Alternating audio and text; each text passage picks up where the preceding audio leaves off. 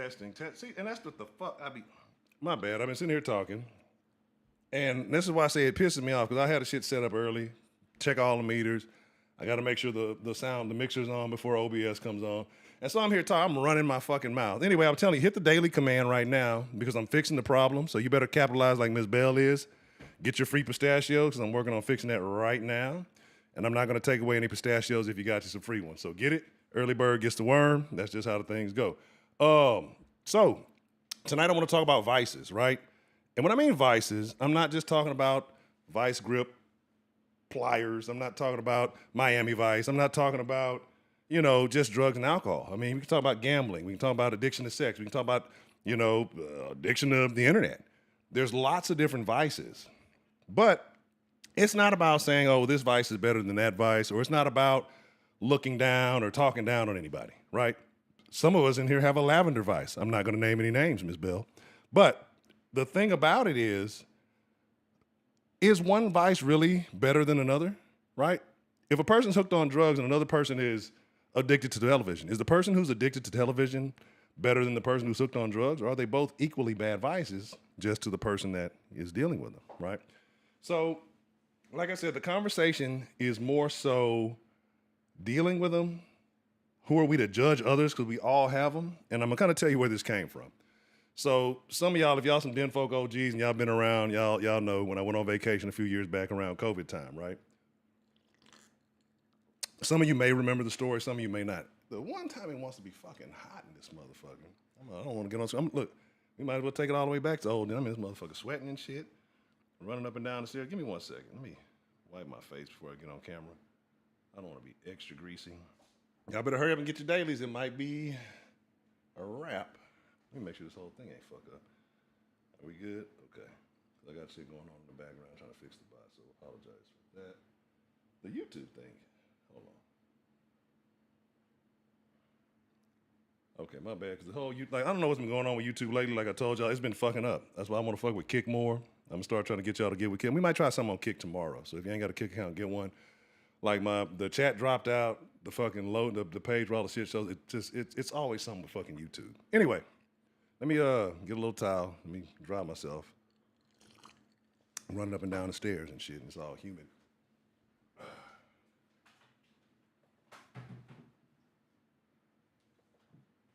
But, like I said, this is not about judging people. This is about why do people with vices think they're better than others. So when I said the thing that made me think about this is two things, right?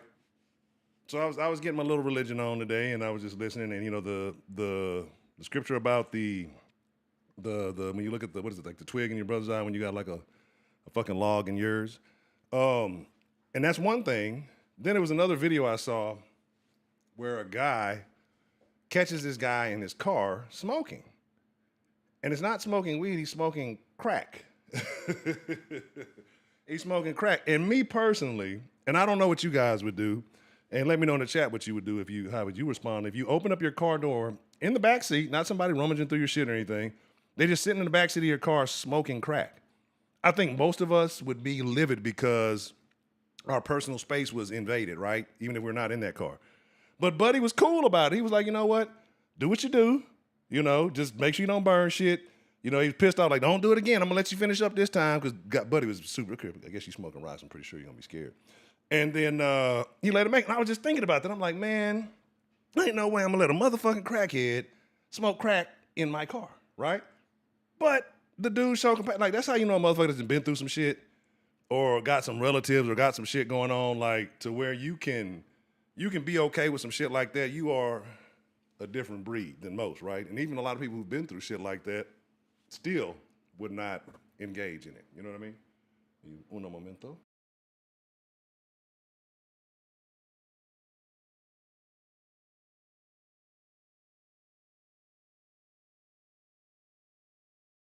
All right. I think the bot should be fixed, hopefully. If so, Ms. Bell is by far number one. I'm trying to see why this right here shouldn't be here, right? There shouldn't be a secondary chat. That's the problem. So, again, my apologies. Let me figure out what's happening with this. That's off. Oh, I know what's going on. It's this right here. Okay, cool.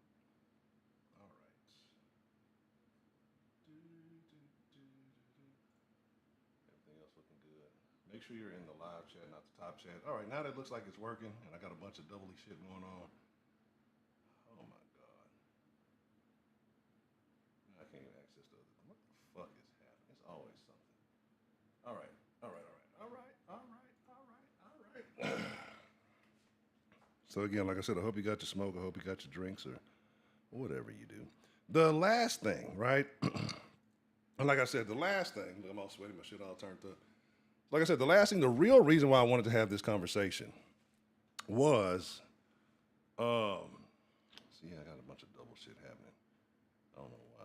It shouldn't be that one. It should be this one. It's in this double thing right here. Okay. Is that, remember when I told you when I was on vacation, and why is that doubling up? That's crazy. When I was on vacation, and there was a conversation going on, and it was some meth heads. Some dudes have been busted for meth, maybe transporting meth, something. I don't really give a shit. But they were talking down on a crackhead, right? And so in my mind, it's like, y'all are the same motherfuckers. Like, you, the crackhead is the meth head. Mailman, what's the motherfucking deal? See, look, y'all missed it, man. Y'all missed. Miss Bell came up on. Miss Bell hit a lick. I don't even know how far back the shit go. Miss Bell hit a lick. She started out at what? About 9,000. I think I checked it earlier. You had like 7,000 or something. She was already on top of the leaderboard, but she came in early and got her. Came in and got her whatchamacallits, and yeah. She started stanging on y'all ass. So she up to 20,000 now. Can't be mad at that. Mr. Anderson, always good to see you, man. Stay out the matrix. But like I said, talking about advice. So the crackhead versus meth head thing. One, and I'm looking at both of them, and I'm like, it's the same shit. But then I'm thinking, there's somebody out there who could look at me, right? If we pull the lens way back, right? I'm looking at these two motherfuckers like, oh, these some bottom of the barrel motherfuckers.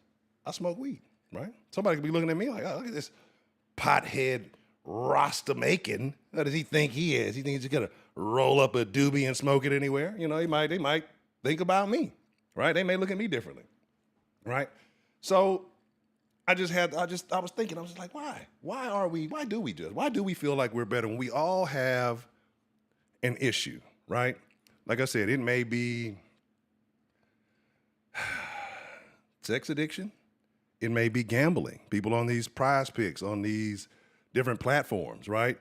Just desperate for a parlay, putting their last dollar on a parlay in hopes of, winning. I'd rather spend my last dollar on a pack of papers and smoke a joint or something, right? Speaking of, to me, gambling, if they give me the little free money when you gamble, I'll take the little free money, right? Like, I'll take the little free money and gamble that shit, but I don't want to put no real money on that shit. I don't like not being in control of my ability to win or lose. Prop, what's the motherfucking deal? Good to see you.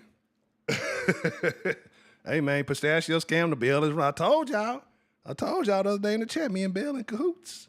You know what I'm saying? So you supposed to be the mailman. You supposed to be delivering pistachio. You supposed to be in the holes. You supposed to leave a K on the mailbox. So I know when the check's coming, bam, bam, bam, bam. You know what I'm saying? Belle is the innocent-looking white lady, so she really gonna hit the banks and do all, hey, we talking too much. Anyway, so like I was saying, I'm just fucking with y'all for y'all think something really going, I knew it. J-Mail, Honcho, and Belle, they're a real rootin' tootin' gang of criminals. That would be the most ragtag bunch of mother... That would be hilarious, right? Did you imagine seeing them 3 smoke shots on the news? That would be fucking hilarious. He said, y'all was in cahoots. Hey, man, look, I'm trying to get my lavender on, baby. But like I say, so everybody has an addiction, right? And again, it might not be a drug. It might not be alcohol. It might not be something that physically impedes you. But some people have addictions to food. Some people, food is their vice. Like, they want to eat the newest bullshit out. I got a question. Quick poll. 0 for no, 1 for yes. This is how we do quick polls around here. If y'all don't know, if you're new to it, we use the binary method. 0 for no, 1 for yes, or whatever it is. When we have real polls, you do the hashtag. Quick poll. Yes or no? Would you eat a flaming hot Cheeto burger? Or have you eaten a flaming hot Cheeto burger? Right? Oh, look, this Trill really supposed to be the driver. It would really be. That would be even worse. That'd be the worst gang. It's probably Trill and Bell low key on some coyote shit. They bringing motherfuckers in through the border. That's why you don't ever see them at the same time. That's why they always be quiet at the same time. You really gotta watch them. Right? But there's people who eat this shit. Like, I understand fine dining. I understand wanting to go and have a delicacy from somewhere. You know, like, I understand spending quality money for quality food, right? I get that. But I'm not about spending quality money for bullshit fucking food, right? Like, I just can't do it. Prop, you eat that shit? Oh, nah, say it ain't so. Because we was talking about that shit last night. We was talking about Doritos, Locos, Tacos. I like Doritos. I like Taco Bell. But I'm not finna eat Doritos, Locos, Tacos, right? But just various things. It could be, like I say, it could be an addiction to video games. It could be an addiction to it could be anything, right? There's so many different vices. But people who feel like they don't have vices tend to look down on others, right? And to me, unless it's something that's actively dismantling your life, beyond what's the motherfucking deal? I don't smell what you're cooking, nigga, but, you know, I'm going to take your word for it. You nigga over there cooking jollof rice. It's Saturday, right? So this is how we rocking. Like, I've been feeling my groove lately. I think, did I do a stream on Monday? I felt like I went the whole week last week. I have to look back and see. But I felt like we streamed all week last week. I feel like I'm back in my groove. There's been a lot going on, but, you know, I tell y'all, streaming is my therapy, so I be needing to get in here and talk with y'all. But it's Saturday, right? It's Saturday. We need to feel good. If this is what we're going to start doing Saturday. For the grown folks who don't go out, we're just going to start turning up in the den. For the people who don't be partying and all that shit, we're just going to bring back we're going to turn up on Saturday nights in the den. You know what I'm saying? So, again, yeah, it could be an addiction to religion. There are people who are super obsessed. Shout out to Stoner. There are people who are super obsessed, like over the top with their religion. And again, you should put your faith first. If you have faith, put your faith first. I'm not knocking you on that. Shout out to D-Love. Great conversation the other day. But my deal is, if, you know, there's people who try to force it on other people. Again, if somebody's not accepting of it, somebody's not willing of it, it's not your job to try to force it down their throat, unless they're into that. But, you know, trying to put shit on them that they don't want, like, leave it be. You're wasting your time. It's futile, right? But again, there's people who are addicted to everything. Anything you can imagine, there's somebody addicted to it, right? So a vice can be anything. It could be in people who might be addicted to watching YouTube, right? It could be anything. So my deal is, how do you, as an individual, rate? Antulio, what's good, baby? Good to see you. What's the motherfucking deal? But yeah, like, so I look at it like, how do you rate somebody else's vice? Like, you know, okay, hey, you might like to have a little drink every day, right? You might have, like, you worked hard, you done bust your ass all day. You might want a Michael Coors Light, right? R.I.P. to Ken. You know, you might want a Michael Coors Light or something if that's what you drink. Michelob, whatever. Beer is nasty. Like, if y'all want to argue about that, we can talk about it. But beer is nasty to me, bro. I'm not a beer drinking ass nigga. Like, at a party, if the plan is to get fucked up or something, to kick back, like, I'm not going anywhere and ordering a beer. Right? Like, I'm not ordering a beer. I want liquor. If I'm gonna go try to get, I need liquor, right? And then you got people who are just addicted to not being sober, period. And I'm cool with that.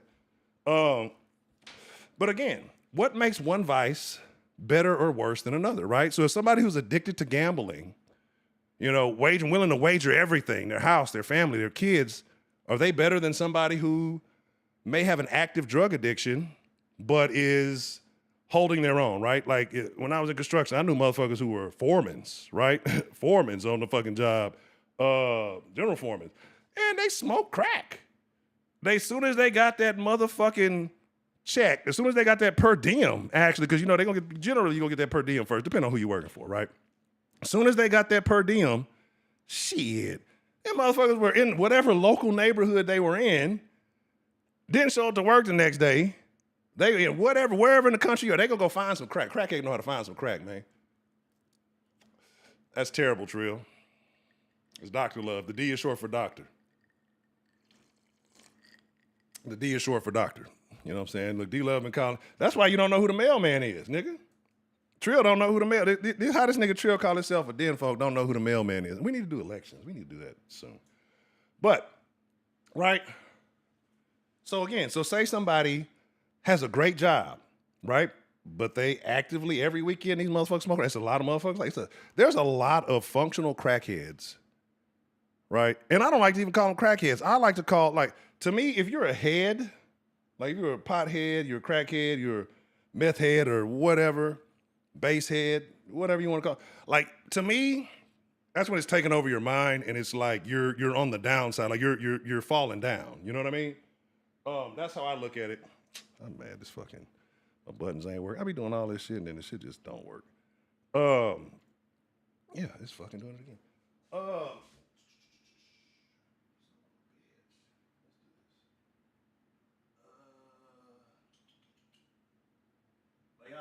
I'm trying to work out. Like I'm trying to make it to where I don't have to push no buttons, right? So I'm working off 2 stream decks, and I'll be talking. I'll be like, "What the fuck is that? I don't know what the fuck you're talking about." And it's so much shit going on. Like I can't even get to the fucking right menus. Fuck. So I can't pull up the poll. I can't do nothing. I'm gonna do it manually. Fuck it. But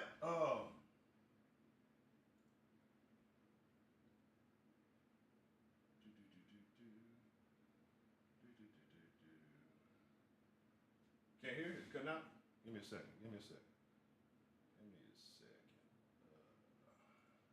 It's some junk going on in the background. I'm trying to bring my fucking taskbars up. I think I done probably corrupted my system in so many different ways trying to do all this customized shit. But anyway, it says no. TD, you say no excuse for that shit, motherfucker. Man, there's niggas who've been on crack since the 80s. There's functional crackheads. There's niggas who've been smoking rock. There's niggas you have no idea. Right? I believe you. And this is my thing as a smoker. Like I'm very critical of myself. Like I don't think I should smoke as much as I do, right? And that's why I've started to wind down. I don't think I'd ever stop completely. Like I've pondered this, right? Does that make me a junkie? Is it? No, but in my nature, when I don't smoke, right? I'm a little ADHD with it without it. But when I don't, I'm too active, my mind goes too fast, and I have like too much energy. Right? Like I feel like I've come to realize that. Like I smoking helps slow the thoughts down, right? Like I'm to the point where I don't want to get high to where I'm like when I used to be in a Kush den and I used to be in this motherfucker gone. You know what I'm saying? Right?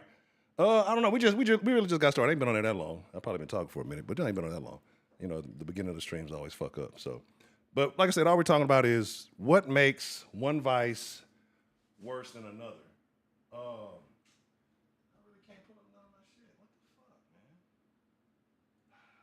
I gotta do it. Give me a second. I gotta do everything the ghetto way. It's the den, so we rock the ghetto way. It is what it is. I'm trying to pull the polls up, and they're supposed to be interactive and shit. But again, so like I said, who's worse though? The gambler who gave everything away, or the smoker who can take care of his family, but he's got a bad habit. He goes on a bender on weekends, and it just is what it is, right? But he's back at work on Monday. And he's doing what he's supposed to. Is he worse off than the other motherfucker? Or are they both equally bad? Right? Like where is the it's 2 polls. Hashtag 1, 2, 3, or 4 to get your answer. We use hashtags for the polls, exclamation points for the other commands. Why is there 2 polls? Take one off. Okay. Right. Yeah, no, I mean, but here's the thing though, right? And again, it's functional crackheads. Niggas didn't know what crack was doing in the 80s. Like, niggas was just barely figuring out what powder was doing to them. You know what I'm saying? Like in the 80s, motherfuckers were, I'm moving shit, my screen's all over the place. You know what I'm saying? Like motherfuckers were in the 80s, they didn't know, right? So they started smoking that shit. They fucking with the hoes on the weekend. The bitches will really get you on the shit. So the bitches, they partying, they on the shit, they smoking the shit, it's new. They feeling live, they going live. So a nigga like, shit, I see the hoes turned up on it. I'm trying to do what they do. And then he get caught up in it. And it's just something the motherfucker does, right? Like I found out some shit the last year or so, and I was like, wow, I would have never known. Like, there's some motherfuckers that just, they do their shit in the corner, It's none of your business. And I respect it. Like, I honestly respect. That's how I feel like things should be done. Like, if you do have vices, if you do have, certain behavior, do your shit. Just don't promote the shit. Like, that's my whole message, not promoting bad behavior. You know what I mean? Like, I'm not against people doing, like, you're human, right? Which is an amazing thing to be. But at the same time, we are flesh. We have weaknesses. So I'm trying to get to the point where I'm noticing a lot of the dens, I feel like I've been judgmental, like I've been talking down, right? And I know I'm imperfect, right? The den is about us helping one another. So I don't want to get to the point where I'm talking down on shit, doing a bunch of negative shit. And somebody who might really be looking for something, they get a little turned off. Like, oh, you talking down? I'm trying to work on that, right? I told you I was when I was listening to a Jehovah's Witness convention today, right? Because I told you my family's Jehovah's Witness. I'm not. I've never been baptized, none of that. But when I feel like I need a little bit of spiritual reclamation, I'll listen in. I don't think I'll ever be, right? Because I have issues with religion itself, not faith, but religion itself, right? Addicted to abortions? I wouldn't be surprised. It makes me think of that episode of South Park when they was wrestling, and I think it was the WTF episode, and that Carmen played the little bitch. She's addicted to abortions. That girl's only 9 and she's had 30 abortions. He took his job. That shit was a fucking hilarious episode. That's the episode a lot of people don't talk about. That episode was fucking hilarious, brother. But yeah, so like I said, I'm trying to get back to the Kush Den Honcho. See, really what happened, if y'all have been here all along, Professor Trill corrupted me. I was a neutral person. I kept it unbiased as possible. I tried to give a fair platform to everybody who was, willing to participate. And then Trill slowly but surely just started, saying certain things. He was a bad influence. You know what I mean? He's like, you're being too nice. You're letting them hoes make it too much. And I started thinking about my past. I said, yeah, I do be letting them hoes make it too much, huh? I need to get on them hoes' ass, don't I? He's like, yeah, get on them hoes' ass, man. Treat them hoes like shit, Honcho. Tell them hoes they ain't shit. Fuck them hoes. That's what Trill was telling me. I ain't want to do it. It was really his fault. It was really that nigga Trill. You know what I'm saying? I'm a good person. Trill corrupted me. Y'all remember how the Kush Dens used to be? I used to be just high, just giggling and shit. Trill used to say, talk about them hoes. He started sending me little videos on Instagram. Look at these dirty bitches. And then here we are today, right? Got an angry Honcho. I ain't even got no reason to be mad at those. I love the hoes. Why I'm mad at the hoes? You know what I'm saying? You see how Trill do you? That's how niggas from Port Arthur are. You got to be careful with them niggas from Port Arthur, man. That's their motherfucking MO right there. You say I'm too nice? You know what I'm saying? I'm sweet on the hoe. When we get back, when the crowd gets right and we get to the point where we can have a Sunday night confession. When it get right, I'm gonna go back and buy me another preacher suit and everything. We gonna do it like we used to do. When it gets right, we'll talk. Bring that conversation up. Bring that conversation. Just because, look, what I tell you, what's the one thing I tell y'all more than anything? Don't trust motherfuckers you see on the internet, right? Don't believe, even me, don't believe the bullshit. Like, Honcho himself is a character, a reflection of my feelings, maybe more extreme, maybe less extreme. But don't believe the hype, right? I done fuck with some of y'all in real life. Don't believe the hype, right? That's all I'm gonna say. It is what it is. Yeah, I'm a polite person. I'm not a nice person. I'm a very polite person. If I fuck with you, I fuck with you, right? I ain't got no reason to be weird to you. But I don't fuck with you, you gonna hate me.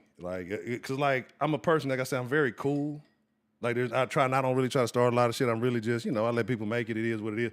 So if I don't like you, it's you. It's 100% you. Like, if I don't fuck with you and I don't like, it's you. It's 100% you. Like, cause I move on principles that let me know, like, am I doing right or wrong? Y'all know I ask y'all all the time, is this right or wrong? Am I the asshole? You know what I'm saying? Like, nah. Back to vices.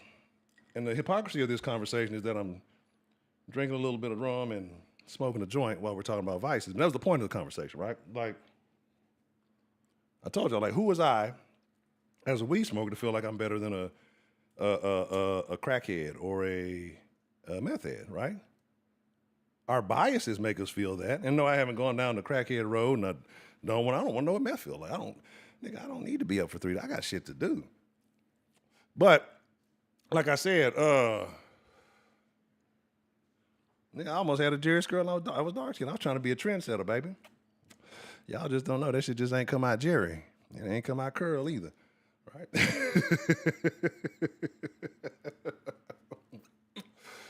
What? A light skin. Okay, Tweety. That's all I'm saying. If anything, anyway, let's get back to vices. We'll have this conversation in the Discord after. But, so like I said, the next poll, let me put it up here because whatever.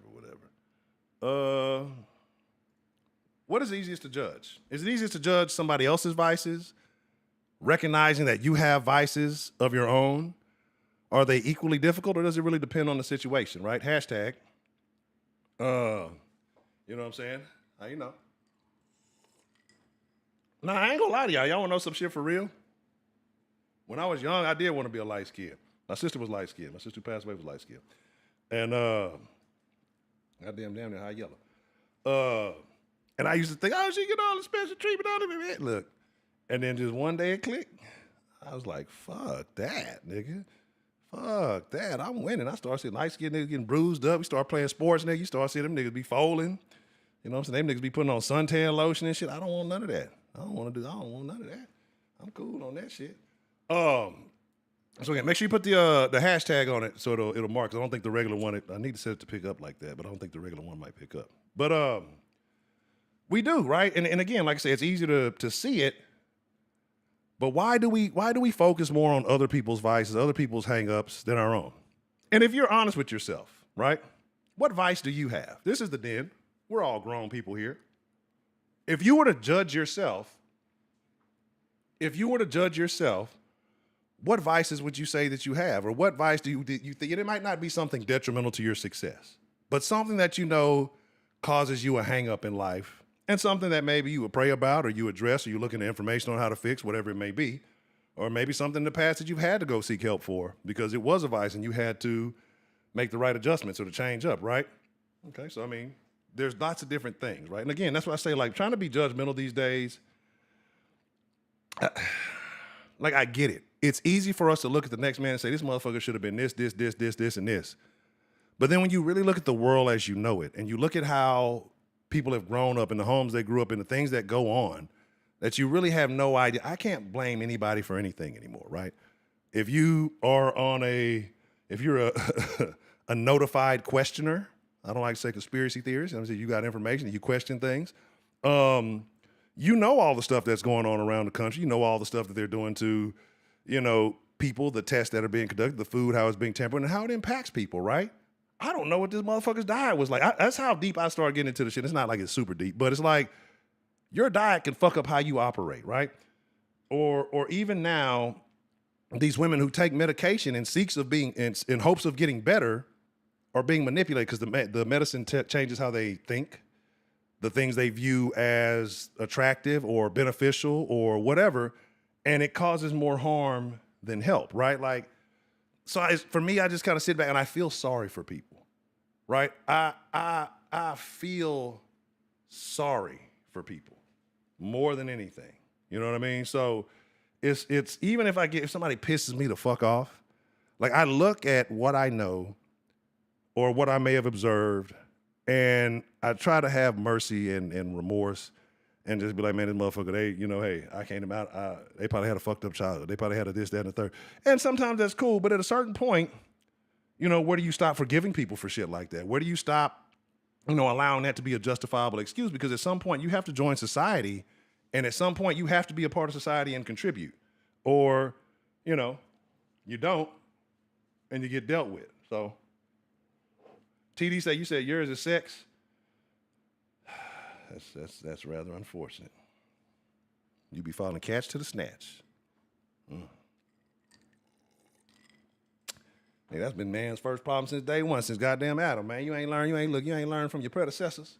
But Mark, what's the motherfucking deal? You gonna say lust? And I'm not gonna lie, I think I don't want to say lust is mine. I don't, to an extent, right? Like it may have been in the past, But like as I've grown and as things have happened in life, like I think I've been able to move away from that. Now, there's a couple of aspects of it that I should probably improve. Maybe the way I speak about women, right? Or in that sense, like, you see a broad, you be like, the bitch fine, they got a nice little, fuck the shit out that hoe. Instead of thinking like that, because that's a lustful angle, right? I don't know shit about the bitch. I see a body, I just want to say, man, I knock that bitch down. I'll do something dirty. Like that type of shit.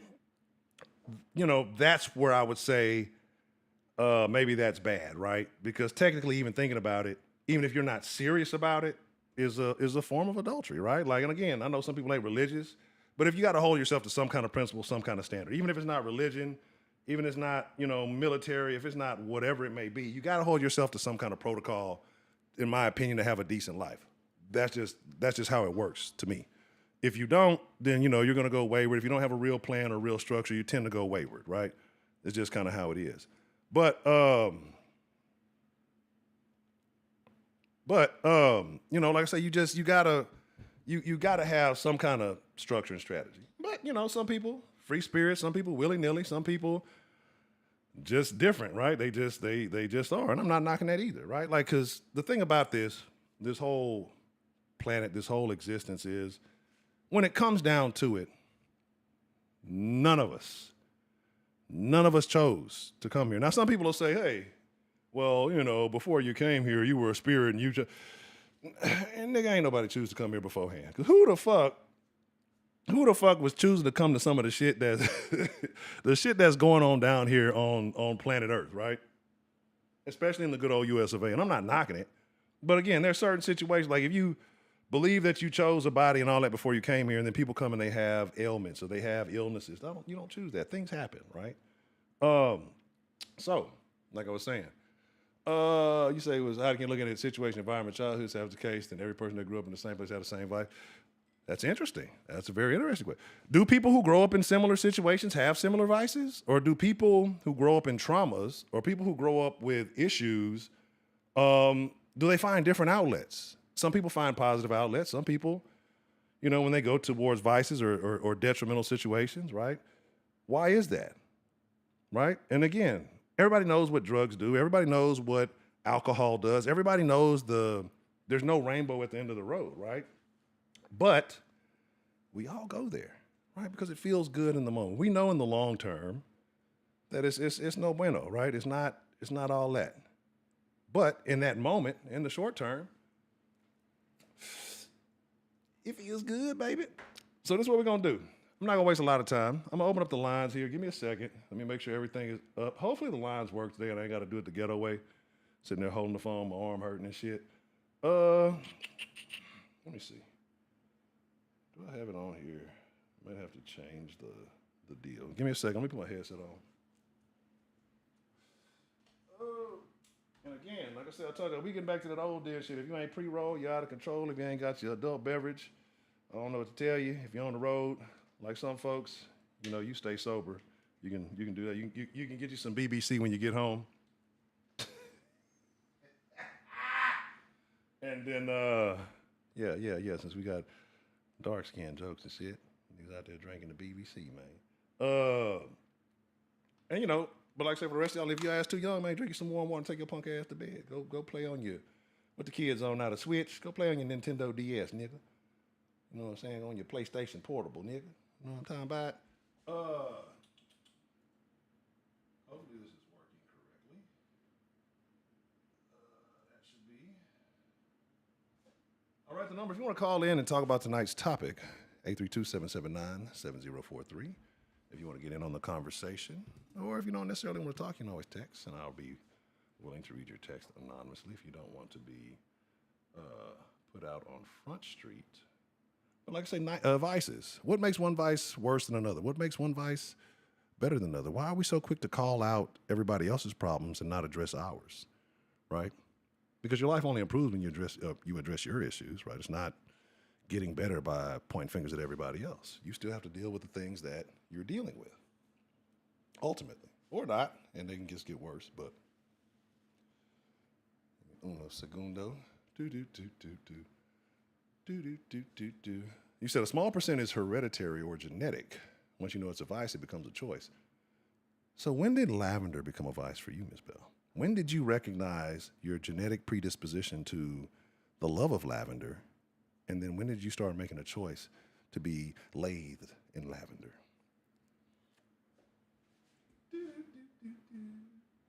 47. Let's see.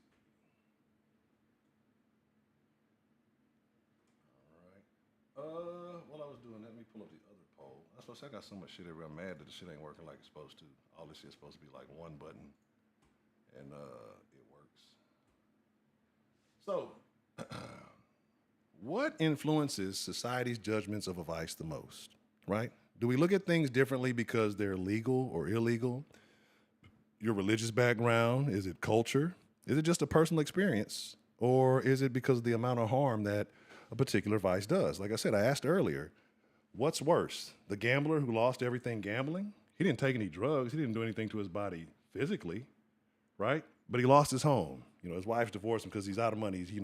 He instead of a job, he takes these risks, right? Because he got a couple of wins. He got that high. But then you got a crackhead across town, or maybe his next door neighbor. This motherfucker works hard, smokes crack, maybe meth, maybe works for 3 days up on meth. I don't know. But he takes care of his family, does what he's supposed to. He just binges out. Like, is one of them worse than the other? Who's the better of the two, right? Or either one of them or either one of them better? Are they equally as bad? So my thing, like I said, is not necessarily about the vice in itself. It's about us and the things that we do and why we feel better judging other people when we all have our issues, right? And again, there's nothing wrong with calling something out if you have a friend who's going through something, or you know that people are doing things that are detrimental to themselves. There's nothing wrong with coming from a place of genuine concern, love, and wanting for somebody's well-being. But a lot of us, get into the celebrity gossip. Oh, look, Britney Spears is a lunatic. Oh, look, that looks like Leo at the World Cup on that shit. Oh, look, look at Charlie Sheen or whoever. I don't know no celebrities, so y'all just got to bear with me. You know what I mean? You say smoking? What? You're a smoker, Miss Bell? You be rolling up that lavender, that purple, that sticky, icky. Right? You say culture? I can see culture, right? Because there's certain things in certain cultures that are more acceptable, right? I think that in more minority ethnic cultures in America, shit like smoking weed ain't a thing. Everybody smoke weed. Somebody mama smoke weed, the grandma smoke weed, they roll up with each other, they do it. They don't look at it as a thing. But is that more of a culture thing? Is that a more family thing? Because the family across the street, they may not participate in that shit at all. They may not fuck with it, right? You got other people who do other things, right? They come up in their family, they see people doing it. And we talked about the other day who you owe your loyalty to, or who you rank in front of, whatever. So some people are like, hey, my family, I've been doing this since whatever, whenever. And it's cool. And so they continue to do it, right? And they don't look at it differently. Again, some people are going to put their family values ahead of society, ahead of the world, and that's cool if that's what you do, right? You can't fault somebody for that, 'cause that's who brought you in the goddamn world. But again, like I said, it's a matter of, like I said, I'm trying to find the shit I lost, because I got to do everything manually, so I'm talking and like I'm stalling and talking and trying to find the shit, so yeah, just deal with me. Damn, it's not the right shit. Nope, that's not the right shit. That's not the right shit. 45, 47. All right. All right, so here's a good question, right? So I kind of asked about legality. Should the law influence how we judge somebody's vice? Or should the consequences of a person having that vice matter more? What's more important, right?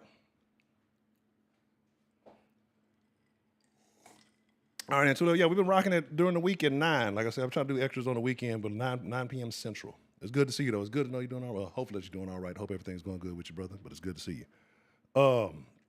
Right? Should the legality of something matter, right? Because let's take a look at alcohol, and you can look at beer, you can look at fucking liquor, you can look at it however you want to, right? You can buy as much of that shit as you want to. You can say, oh, I'm having a party. I'm having a little shindig, having a little kickback. Nobody's going to question you. Nobody's gonna judge. You could get wasted. You could get shit. People do it every night. Get shit face wasted at some random bar, some random club. They stumble out into the streets, drunk as shit, and everybody knows it, right? Doing the thing we all talk bad about. We all say is a no-go. Don't drink and drive. Drunk driving is a no. You're a piece of shit if you did. I didn't drink and drove, and I don't even drink like that, right?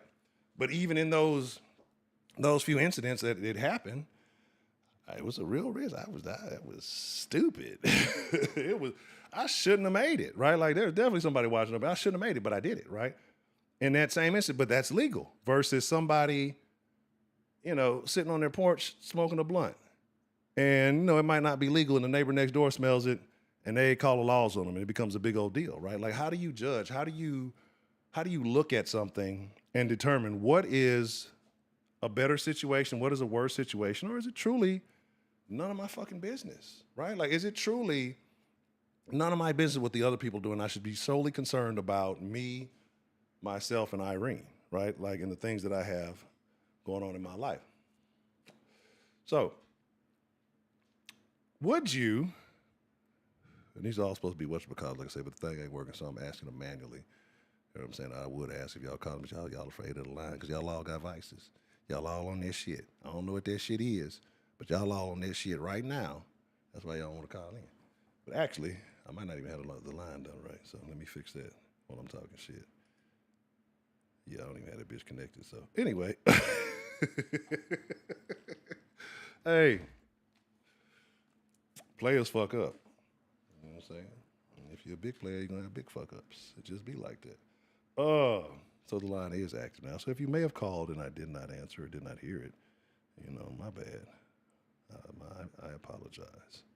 But again, like I said, so we talk about vices. We're talking about the crackhead earlier. We're talking about the meth head earlier. We're talking about, various people looking down on things, right? What about like workaholics? Right? What if a person is just so addicted to work and it's not that they're getting a bad thing out of it, but they're neglecting their family, they're neglecting their friends, they're neglecting themselves, right? Is that not a vice? Working too much? Can you work too much? Can you overwork yourself? Is that a thing that's possible? Or are you just a hustler? You're just getting it, right? So that's my thing is like there's a lot of questions and a lot of things you got to consider when you're talking about it. Because I think almost anything that you overdo, anything that's above moderation, it becomes a vice. It becomes a problem. So keep that in mind. What was the other questions I had here? 45, 47. I mean, that shit is in my head because I pushed that shit. I should have never done that shit because now I would be stuck on that shit. The vice. Would you rather hide a respectable vice or be honest about a visible one, right? Would you rather somebody know that you participate in a certain illicit behavior, right? What if your vice is trick? I know Trill had a tricking problem back in the day. And I know he was telling a story of how he got over it, and I don't remember. You might have to share that story in the Discord. But how do you? I told y'all about the woo lady shit, right? Y'all don't want to talk. I'm finna start. See, I'm trying to stay. This is what I'm saying. Fuck. This is what we finna turn into the end of the night. Fuck what y'all talking about. Because obviously I try to stay on topic for y'all. Y'all don't be want to fuck with us. Stay on topic. When I go off the fucking hinges, and I go off the goddamn rails, everything's a go in this motherfucker. But yeah, like I said, just the woo lady, right? Like, where did like tricking become cool? Like, I feel like that's a vice. If you just wasting some money on some shit, and I know there's gonna be some women in here like, nigga, shut the fuck up. Shut your bitch ass up, nigga. That ain't no goddamn vice, that's love. But like, it's a situation like when did tricking become cool? I feel like that's a vice. Like if you know you, and again, like I'm not even talking about paying for pussy directly. Like you going out and getting a prostitute, been in the corner getting a prostitute. That's one thing. I'm talking about like tricking and not getting anything out of it, right? Like not getting any kind of love, any kind of connection. You just breaking bread constantly, right? Just breaking bread for nothing. You know what I mean? But like the woo lady, how they had the lives to basically to me, I feel like people trying to become prostitutes, but they get your money. But you got 60,000 people in a live about tricking, and it's niggas in that bitch, right? Like, when did that be? Like, does it? I don't know. Maybe. They say it ain't tricking if you got. I ain't got it. I guess that's what I ain't got it, so I can't be tricking. But how does that feel? Like, to me, it has to feel a particular kind of way. Like, is it like gambling? Like, I'm gonna break this bread in hopes of getting something in the long run in a return of something that I feel like is more than what I'm putting out, right? Like, is it like gambling? And do you feel the gambler's high when it works out for you if you get some, or do you get the gambler's low, if that's even a fucking thing? Like, when you don't work out, you get that little sad face, like, God damn, I done broke the bank or whatever. You know what I'm saying? Like, what do you get out of that? And why do I have my headset on and ain't nobody on the goddamn phone? Let me take it off. So y'all see me stretching. I'm getting old. I gotta stretch more and shit, and body stiff. I be trying to stand up during the damn stream. Shit, I gotta do like the little sit and be fit workouts and shit, like that old lady used to wear the fucking. Oh shit. Who used to sit in the chair and wear them little exercise shits. Have y'all heard that too? That's a bet. It's actually tricky. Yeah, it's tricky to me. It's tricky either way. Like, I know that's the saying, but it's tricky either way. But my thing is this, right? Like, have y'all seen? I don't know if it's in England, if they're doing it in America too. I feel bad because women's sports are about to take a hit. Like, let's be real. Maybe not the WNBA, but the rest of women's sports are probably going to take a hit. Because, fellas, let's be honest. Like, why do you watch women's track? No, I ain't gonna lie. Women's track really do be going hard. Like, so I'm not gonna say women's track. Women's track does go hard, but like volleyball, certain other sports, right? Let's be honest, it's the attire. Every now and then you see a hidden gem in the wild. But what they're saying now is they're gonna crack down on angles that appear to be sexualized, right? So they're not gonna get the full rear shot or anything like that. Anything that I'm gonna be honest. Everybody's not going to know initially because they probably didn't read the news, but eventually they're going to start noticing, something's not right here. Something's not clicking. So, again, I hate that, but I'm just speaking my honest thoughts. Again, TD say he's addicted to the coochie. Beyonce is lust. I think most men. Would that be a thing for most men? Would most men honestly say that? Is it lust? Is it lack of love? What is it that, or did God just make women so great that you can't help it? Like, I mean, come on. I mean, just some of them work hard, some of them are not, but they're nice people, I guess. But like, can you fault him? He did a good job. He did a real good job when he made the opposite sex, right? Like, he did a damn good job. Not a good enough job for you to be tricking, but a good enough job for you to be in admiration. Like, why not? Why wouldn't you?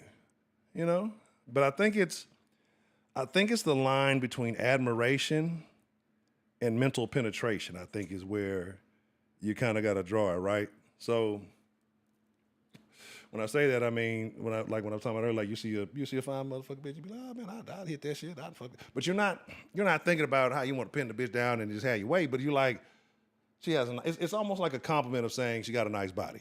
You know what I mean? But you're saying it in a very raunchy way, I guess. I don't know.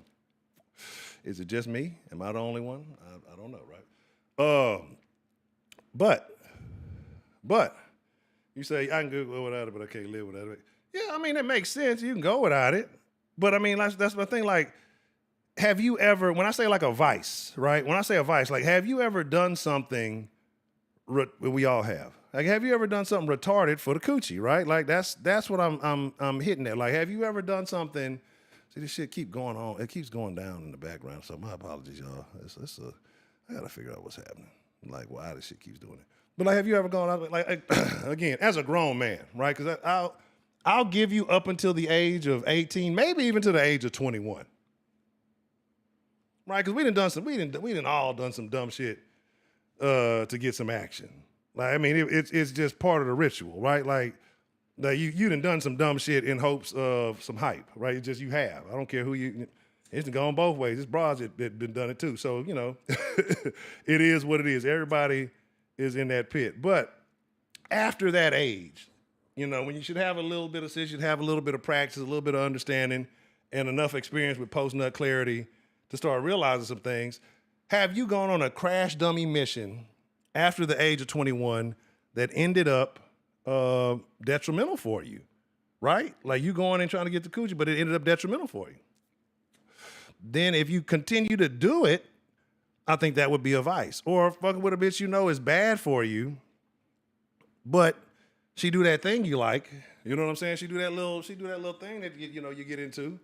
And you keep fucking with her because of that little thing you like, but or she just got that little special twist, whatever it is. But the bitch toxic, she bad, she detrimental, she, might put you in a bad position and not in the bedroom. You know what I'm saying? Like you have to really consider these things. Like that's what I mean by advice. Like if you're doing something or engaging with something that is putting you, and yeah, if you. I don't say it's putting you in a hole, but that's the whole point of getting some coochies. You're trying to put it in a hole. Anyway, but I mean like a financial hole, not a physical hole. Even though the physical hole is much better than the financial hole. But anyway, that's what I'm saying. Like, is it put you in a place where you're constantly having a setback, right? You know what I'm saying? Are you spending your last ends on trying to get to the bitch or get to whatever you're trying to do, get to a broad? Hold on one second. Well, what's the motherfucking deal? Who do we have calling in to the den this evening? It's Belle. Yes. Thank you. Yes. Hold on. The bell is ringing. Hold on. Good to see you, Miss Bell. How are you feeling this evening, Miss Bell? Doing better than I had been. Okay. You been on that raw lavender? Not so much. Just kind of chilling. Okay. But you were talking about vices, and going back to, I think that all the influence of society's judgment, the most judgmental would be religious, because spirituality is free, but religion is the rules. Right. So if you're breaking the rules, then people have a reason to judge you. Right. But should kind of like putting your shit in the street. So but should it only count if you agree to those rules? Like if I'm just a regular person, maybe I'm not religious, maybe I'm an atheist, right? Let's just say, for instance. Sure. And I don't abide by that religion. Should I be judged by that religion, or should it only be people who have said, you know what, I've made this commitment to this position or this belief, and this is the standard I'm going to hold for myself? People are going to judge whether we want them to or not. Right. Because it's going to be their personal opinion of whatever is going on and where they think that society should be. It doesn't make it right or wrong. It just means that's where judgment is them making the choice of affecting somebody else's life by what they say. I mean, if you look at Rastafarians, they all smoke. It's not against their religion. It's something that they do. It's part of their culture. El Selassie. So, I mean, how am I supposed to say anything against it when that's part of their religious belief? Right. I mean, nor would I anyway, but you get my point. No, I get you. But then let's kind of talk about that comparison, right? Because there are people of various religions who look down on Rastafarianism and like, oh, that's not a real religion. You know what I mean? So, like, what makes that standard? So what makes it, because you believe in this particular thing, that you now kind of pedestalize yourself against me and what I believe in? I think when it comes down to is when it truly affects, when our vice or our bad habit actually affects somebody else. Okay. And as a parent who ended up raising two kids pretty much by herself, I mean, I had outside assistance, but married but single. I had to make choices. I didn't drink for 2 years. Was drinking ever an issue for you? I mean, if I wanted to go out, Was drinking ever an issue for you? Yes and no. When you choose to have and decide not to, that's one thing. But when you know that it's not available, it becomes another. What's the worst experience you've had drinking? It's like taking something away that's still available, huh? I said, what's the worst experience you've ever had while drinking?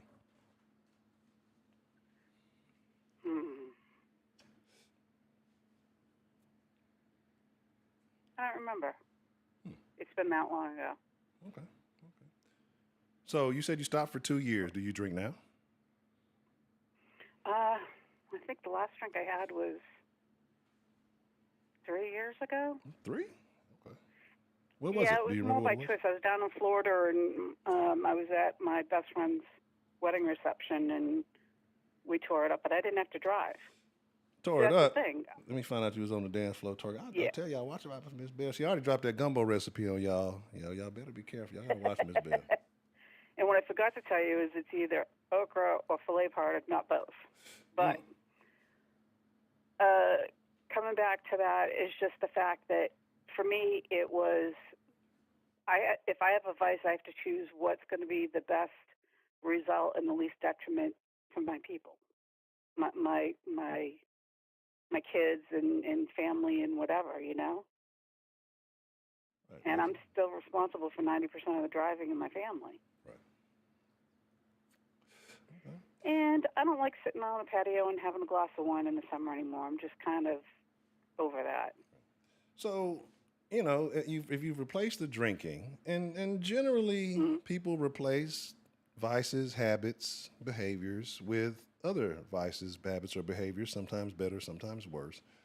If you're not Well, I drinking, stopped smoking cigarettes 10 years ago. Okay. So what would you say is your vice now? What would you say is your guilty pleasure at this point then? That was my guilty pleasure. It was only about a half a pack a day, and it was just enough to cut the edge of all the stress off with everything that was going on. I couldn't drink. I couldn't smoke pot. I wouldn't do drugs. Yeah. So I had to have something. I didn't gamble because I wasn't taking, the shelter and whatever I had, resources away from what I was doing. So I had to make choices about what my vice was going to be. So if you were, let's play hypothetical here. If you were never married or didn't have children, or even if you were, just didn't have those responsibilities, do you think that there is a particular habit or vice that you would lean towards? If I still went through some of the things that I had gone through, probably wouldn't change a whole bunch. Because I've made every decision knowing I don't want to have to look over my shoulder and say, did I fuck up? Because there were times that I did. I mean, it happens to all of us. Mm-hmm. That's it. It happens to all of us. It definitely is. I understand. What would you say is the worst habit or vice that you've ever engaged in? If you care to share. If not, Smoking cigarettes. Smoking cigarettes first? Okay. Yeah, seriously, because it was the one habit, and my mom said, you really need to just stop. And she said, do it before your husband passes. She said, because after that, she says, you're not going to have a reason to quit. Okay. And I was miserable for like 6 months. Really? Me, I don't know. I never really got into cigarettes. Like I probably could count on both hands the number of packs of cigarettes I've ever bought. And probably never even finished a whole one by myself. Probably gave them away here and there. Now, Black and Miles and shit, that's a different thing, and that's worse in my opinion. Think about it this way. If somebody said to you, you can't smoke pot because it's going to affect everybody else or because it's going to affect so many other things and there's a huge negative impact on it, it makes you think twice and it makes you do less, but it doesn't never make you really quit. I'm just saying, hey, fuck everybody else. I gotta do what I do. That it's not good for us. Huh? So I would have to say, fuck everybody else. I just got to do what I got to do. It's my life. YOLO. Got to live it. But the other thing is I guess that's where I grew up with, you know what? When in doubt, don't. Or if you can live with the consequences, fucking go for it. But it's knowing and dealing with what the consequences of the final actions are. And some of the shit generation are starting to do that. I mean, they're talking about marriage later, kids later, on some levels. They're not wanting to have responsibilities, so they're not having them as young. Right. But do you think that's a matter of not wanting the responsibilities, or how, again, for the youth, it's a bit difficult to get your feet in the ground. You know what I mean? We live in a a different day and age. And, I can see why they feel jaded about the future. I can see why they feel, kind of hopeless. And, they may not want to bring something into a world where they don't even see, it being beneficial for themselves. Well, I think judgment and vices go hand in hand. Because if somebody chooses to do something that somebody else doesn't like, they're going to rebel against it and they're going to make a judgment call about it. It's sort of almost like asking for somebody to say something. It doesn't mean that they should, doesn't mean that they have any right. It just means that everybody's going to have an opinion whether they express it or not. I have a question. Sure. Do you believe that, and not you specifically, but just in general, that vices are viewed more negatively against women than against men? I mean, whatever it may be.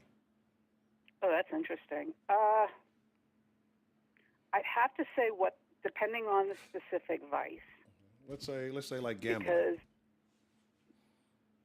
no, I think that's an even across the board thing. Okay, what about smoking? I think we tend to give the guys a little bit more leeway with that, but I think it's about the same these days. Okay. What about drug use? It used to be women were held to a higher standard, but I don't know if that's so much anymore in this generation that's coming out now. I think it's an across-the-board thing because the shame has been lifted with the negativity of drugs and things like that. It's across all cultures, all economical devices, all across all borders, as they say, or different things. So I don't think that I think it's changed. I think certain drugs are more, I don't want to say geared towards, but do you think they're girl drugs and boy drugs? Is that what you're saying? Yeah, kind of, but not really. I mean, women were probably more known to drop acid than they were to do heroin. Not to say that they didn't. It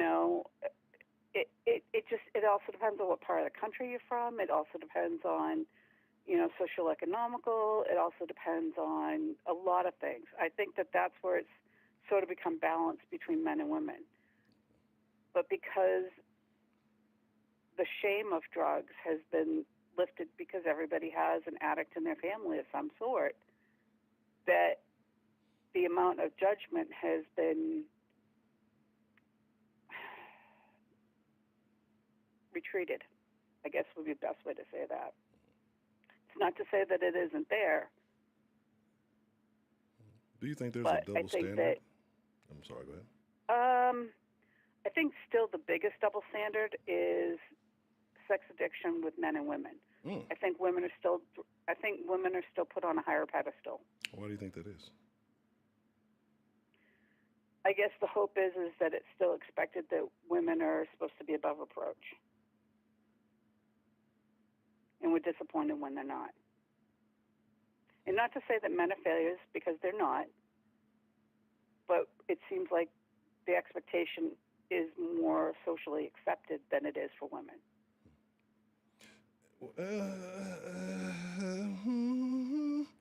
So let's kind of dive into You asked, and I hear you. But I just again, I think it's a matter of what you decide. We talk about a lot of things here. If a woman decides that she wants to be, free and sexually liberated, she just has to understand what comes with that. But yeah, it's going to be a group of society who's going to speak ill of it, right? It's going to be a segment of society who's going to like it. No matter what side you're on, somebody's going to have something to say. But the reason I feel like it's judged differently. Are you a sports fan? Yeah, I am. What's your favorite sport? It used to be basketball, but let's go with basketball. Watched hockey. Let's go with basketball. Basketball's cool. Huh? Right, let's go with basketball because if basketball is your favorite, then you kind of have an idea. Are you folk with Larry Legend? Yeah. In fact, he was supposed to buy a house in my hometown, and it just didn't happen. Okay. Before he got moved to Indiana. All right. So let's say like Larry. Let's use Larry Legend as an example. Right. Okay. Larry, known baller, one of the real deal. That he was that nigga. I don't know how many times he probably been called that nigga a bunch. He's a clean-cut square, as you would say. No, he's not. Absolutely. Larry Legend? Really? Absolutely not. When I say Larry Legend is that nigga, I mean that. He's just a white Okay, nigga. wait a minute. Let me refer. Are we talking about Larry Bird? We're talking about Larry motherfucking Bird. Larry, that nigga Bird. No shit. Larry is what? What? Okay, no. See, like I said, I never get into what the politics were and all that stuff. No, Larry was a gangster. I just watched the game for the game. Yeah, no, Larry was a gangster. Larry was a dog. So, but let's say but you know Larry. So that's cool. We're on the same page. You know Larry. Yeah. Do you know Ed Monix? No. Okay, you shouldn't. That's from a movie, Semi-Pro. But anyway, if Larry, let's say you're watching a week of basketball, right? And then the first game that week, Larry puts up 40. Would you say that Larry had a good game or a bad game? I'd say it could be average. It just depends on what his overall average is, but I think it's a pretty good game. 40 is generally on the higher end. I mean, people average around, maybe 29, 25. This just depending on the year, 30 with fouls. And back then, it wasn't like that. So if he's putting up, if he's putting up 40, then, but go ahead. Which I'm sure he has, it'll probably be considered a good game. Now, say the next night, Larry gave up 40 points on defense and didn't really score. Would you think that would be a good game or a bad game by comparison, or just even in a vacuum? Not a shit game. Okay. But you could also wonder if he was taking it in order to make money on the points. Right. There's many of avenue that we could look at it. But let's kind of go back to that sex addiction that you were talking about, and look at it in the roles of men and women, right? Because a man has to go out and achieve sex, whether it's by his mouthpiece, whether it's by using money, whether it's by, consistency, flowers, whatever it may be, right? Like, a man has to go out and earn the sex. The women are the gatekeepers of the sex. They protect the sex, right? And we're not talking about, of course, the numbers. Yeah, there's dudes who are takers. We're not talking about them. We're not going to get that. But so if the men have to earn it and the women protect it and decide who gets it, let's look at Larry Bird having to earn those 40 points, you know what I'm saying, versus Larry Bird giving up those 40 points, right? So what I'm saying is it's viewed differently because a woman is looked at like, and that's why I say, like, a woman just has to accept her role. If she wants to be, she should be that. Like, I'm all with it. I'm not tripping on it. But you can't it's hard for people to buy that role you can't of have it both ways. And that's all it is, right? And so if you earn a reputation or a role or whatever, who cares? You know what I'm saying? It's just people talking. It is what it is. I understand, but it just kind of goes with it. But because and we can get into all the technicalities. Because you could be a chick, you could be one motherfucker, and one motherfucker told somebody, it turns into a rumor, and now you're a hooker, and it might not even been all that, but things happen. But either way. What I'm saying is just the stigma of it is you're making it easy access to you. You know what I'm saying? Versus a man having to get that access. Trash somebody's reputation and build them up, right. Honcho. What'd you say? It's always easy to trash somebody's reputation and build them up. And people prefer to trash reputations. People get off on that, right? Like people, because I guess they feel like they're bringing people down to their level. The bucket, right? Right. But what I'm saying is, me personally, like I say, I don't care. To me, I understand the way the world works, not how it works on paper. So I get it. I understand things. And, I've come to learn, even at my age, like, not everybody is privy to this information. The more and more, like, I find the den special because it's a few fellas in here who understand. But as I deal more and more with other people in other situations, it's just some fellas who are not privy to certain things. And so I think guys who are privy to that information understand differently. The people who are putting out these papers and they're not privy to this information. They had an expectation, and that expectation might have been ruined, not understanding the nature of women. Like I say often, women and men are the same. We fucked up trying to put one above the other, right? We both need each other.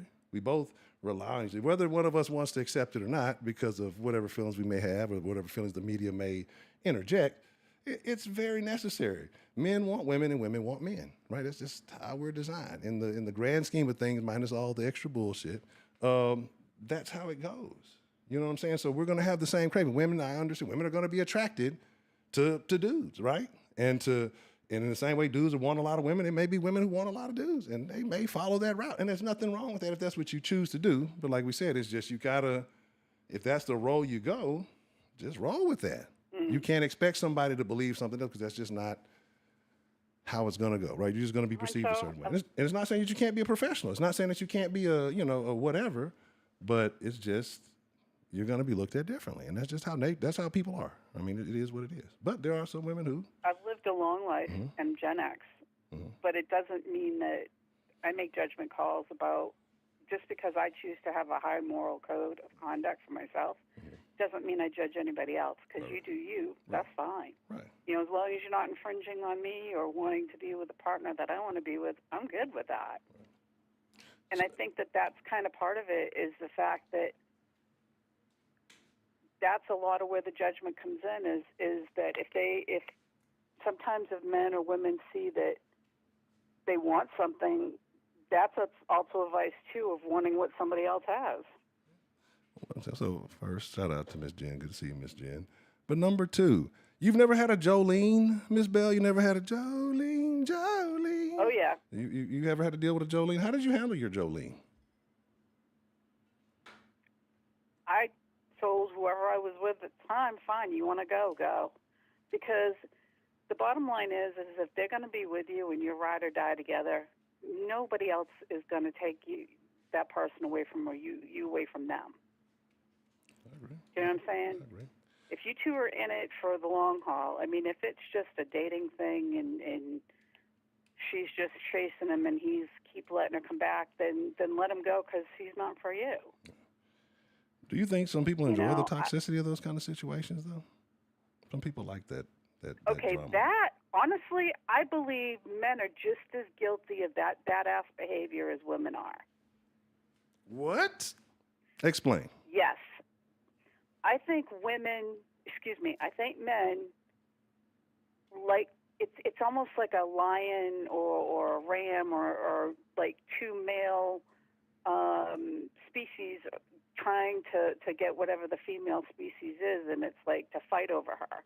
Sometimes it's not it's about the toy, it's not about the actual person. It's the prize. No entiendo. And I've seen that too. So you say because when it really came down to it, after two men were fighting, they didn't really know who the damn woman really was. So you say that you believe that there are people who enjoy fighting over spouses or significant others? Yeah, and I think women also do the same thing. Sometimes women like being fought over to feel as though she's attractive. I think women are toxic, but I think men can be toxic too. That is a both side of the same plate answer. You know, the thing about this is that it's way worse when women do it because again, if two females get into a fight over a dude, it's a situation that does not require more than three people, right? The two chicks. And I tend to laugh because I'm like, why would I fight over somebody? Oh, you know why? You know why? Oh yeah. You know why? You know why is the women are he's gonna fighting. go, he ain't coming back. Miss Bell. Now here. Yeah. Some of these women, they had something done to them that ain't never been did before, and it can rewire their thinking, right? And so. And that you may have lived to a certain point, you ain't had that something that you ain't never didn't had before, and then you don't want to lose that, right? Because it may be special.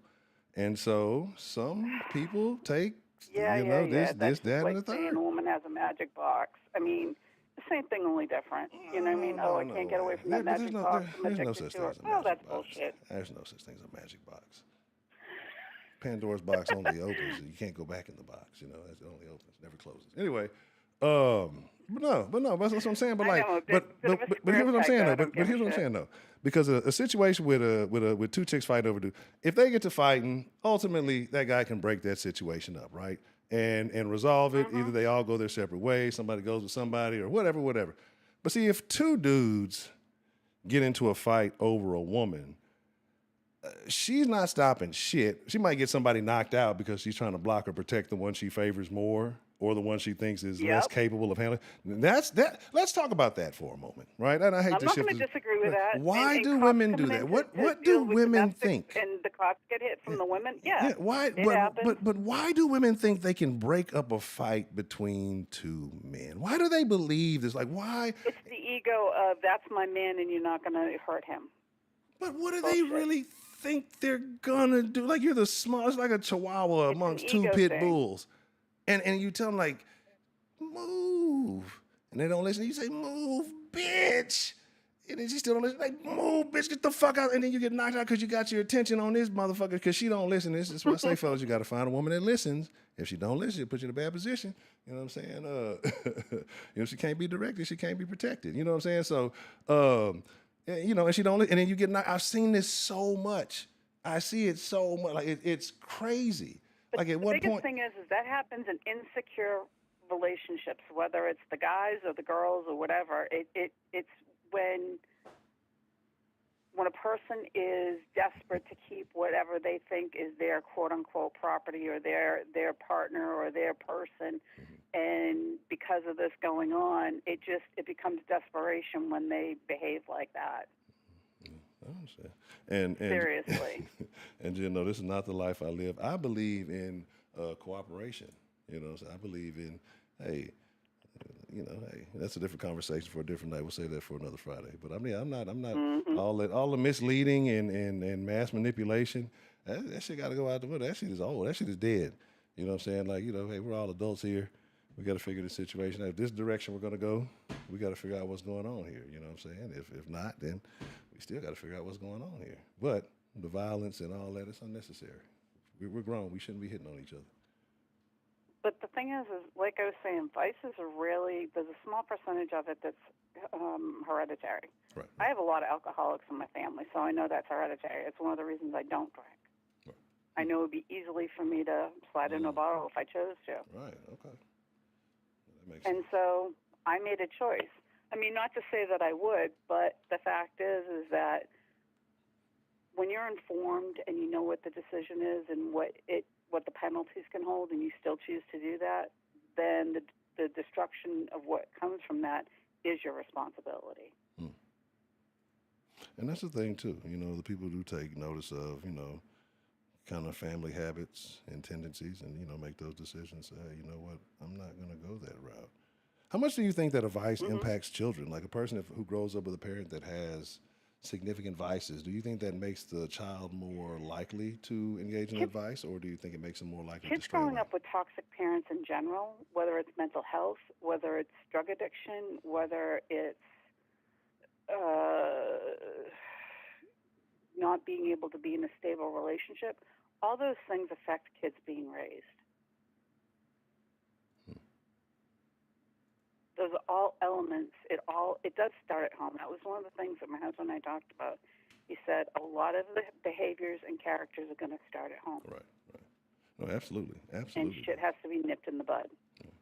Absolutely. And you can see how many people don't lay a foundation at home, especially when you're just dealing with people on an average day in society these days. People are rude. People are disrespectful, but they were allowed to grow up that way.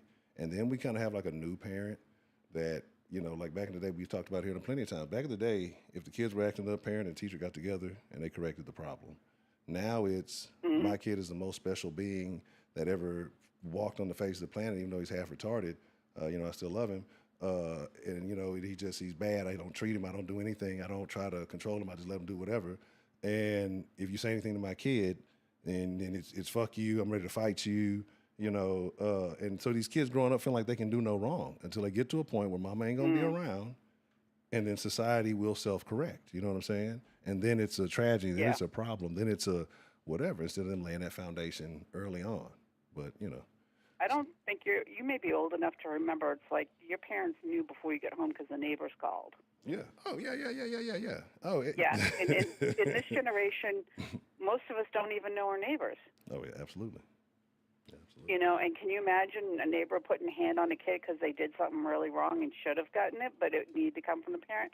Oh, courts get involved immediately these days. Right. And it escalates right up the track. Right. But at the same time, now, people don't get me are wrong. crazy these I don't days. think any neighbor should put his hands on another kid, but you see my point. We're not being neighborly anymore. We're just dwelling around each other. Right. No, and I mean I agree because, but I mean, like I say, it's And so that affects wild everything. because I seen something the other day. A guy he called the cops on some kids because they have a basketball goal in the driveway next door, and the ball bounces off and goes into his yard, and he doesn't want them to come and get the ball. It's no fence, it's no nothing. It's not like it's a neighborhood where the houses are relatively close together. You know what I mean? It would be a situation where I take 3 to 4 steps in your yard, get my ball and get it out, or it may bounce further. But the one that was currently in that Oh yeah, situation, we had a few of those. yeah, and he wanted to get the kids trespass, or the kid where he was saying the kid sends his little 3-year-old brother and 11-year-old brother. He wanted to get those kids trespass and all that. Like, so I can see that there are some, and I don't care for the youth. I think they're a little, off, whatever. But to try to get the kids arrested and put in jail, and fortunately the cops didn't do it. But honestly, that's putting it on the cops. Put a fence around and say no trespassing. I mean, if you're going to go that far, then you do the work first, right. and not send it to the cops to do something that if you don't want it done, make sure that it's taken care of. Yeah. But my thing is it that? Is grass really that serious?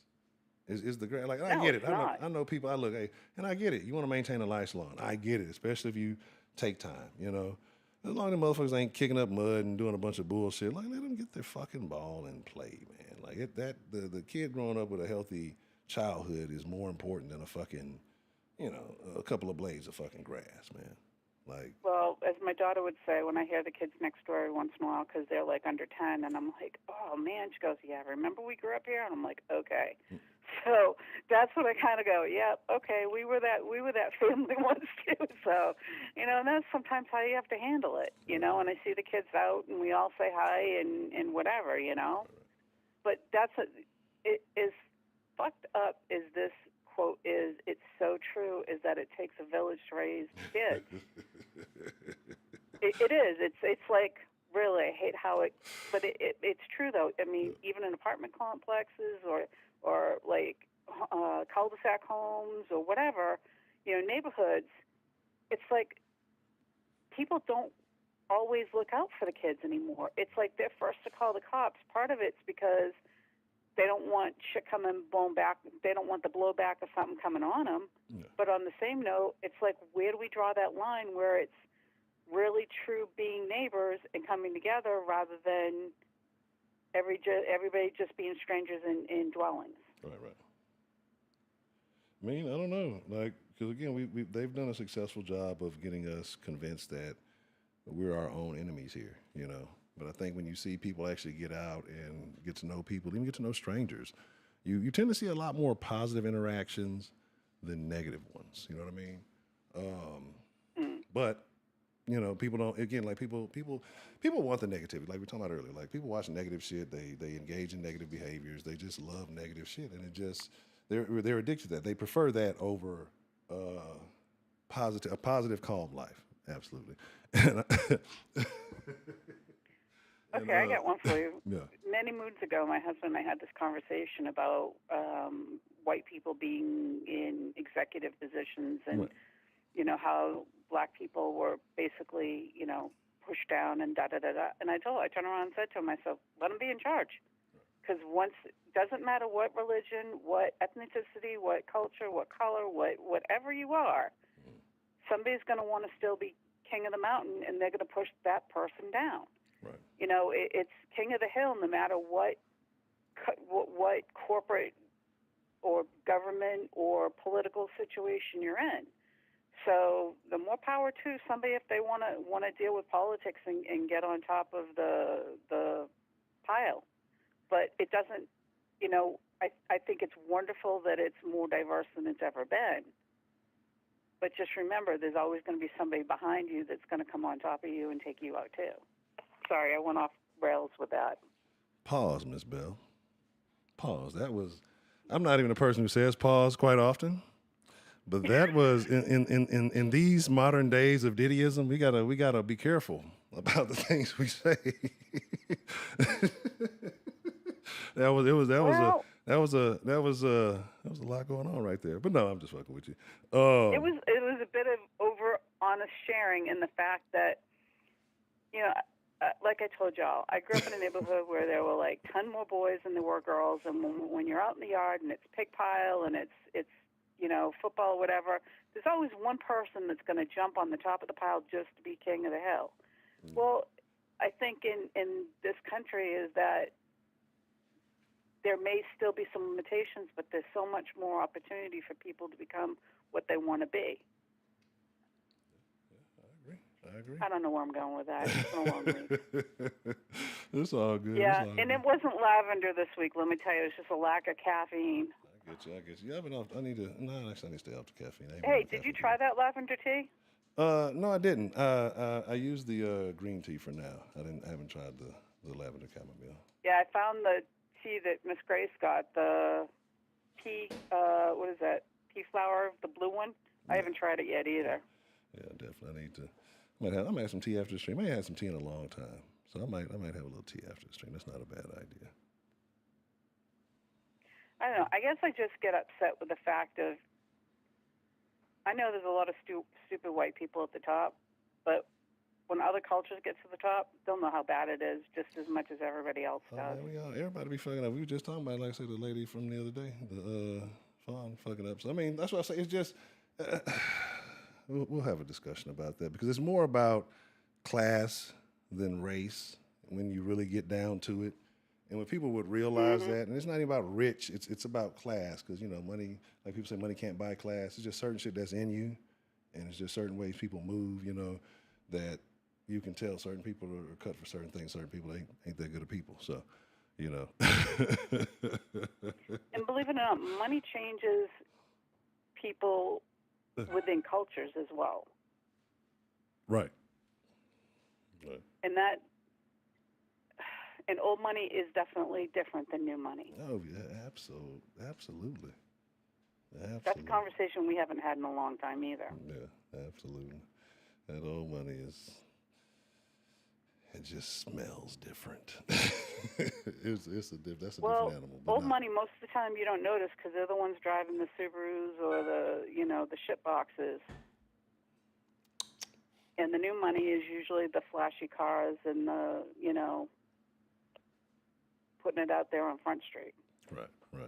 Yeah, that's what I'm saying. Oh, yeah, definitely. Old money don't want you to know they got it. They don't want you asking for shit. So, I don't blame them. I understand it. But, yeah. Okay. I'm just exhausted. It's been a long week. All right.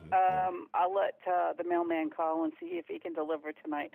All right. That sounds like a challenge. Well, the bell has rung, okay? The bell has rung.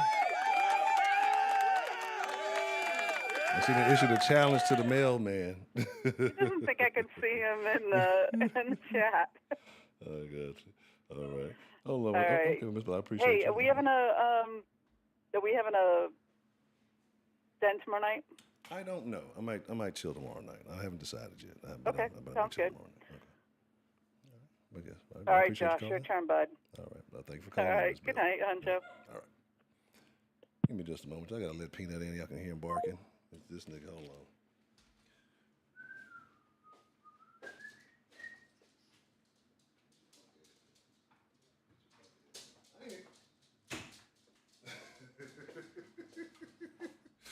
Oh shit! I didn't even know the other dog was in here. And he just popped up out of the cage. I'm like, why this nigga crying? Shit, get on my damn nerves. And he was not accessible. But shout out to Miss Bell. Miss Bell. Yeah, that was definitely a pause.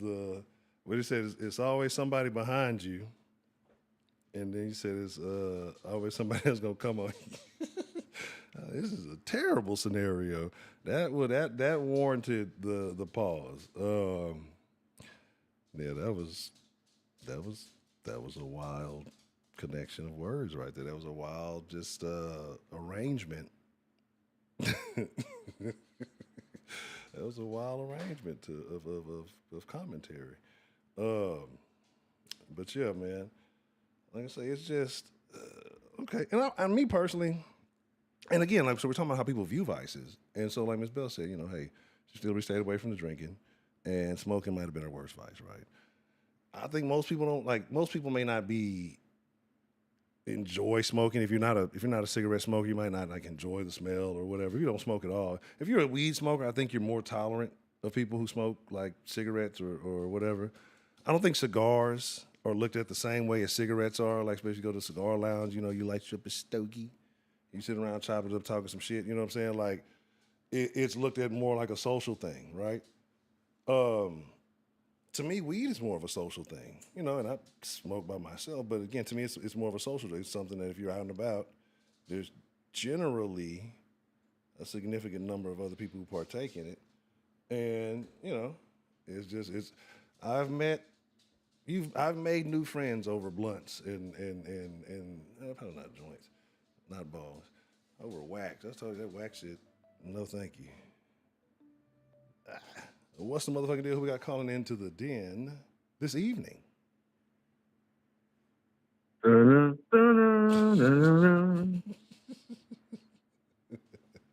Josh Bond. Josh Bond tonight because I gotta meet a certain somebody on their own playing field. So we about to play secret agent. You feel me? Secret agent, man. All right. So Josh, vices. We talking about vices, man, and we talking about various vices. So I asked a question, or I presented a situation, right? Well, Before we get started, yes. Before we get started, I think Bell's true vices started to come out there at the end. Yeah, there was an interesting, that was crazy. some interesting statements towards the end of that conversation. That were eye-opening statements, to say the least. Yeah. Mind bending. Okay. Well, I might have to wait a few more days on that lavender chamomile tea. I don't know, man. Drink that shit, man. You gonna drink it? But yeah, man. So here's the thing: vices, right? And we're talking about all various vices. So it's not just drugs. It's we talk about gambling. People who are addicted to sex. People who are addicted to television. Period. People may be addicted to food, or whatever it is. Things that are hindering people. Again, drugs included. Do you think it's fair for somebody who has a vice, especially a notable vice, to look down on somebody else who has another vice?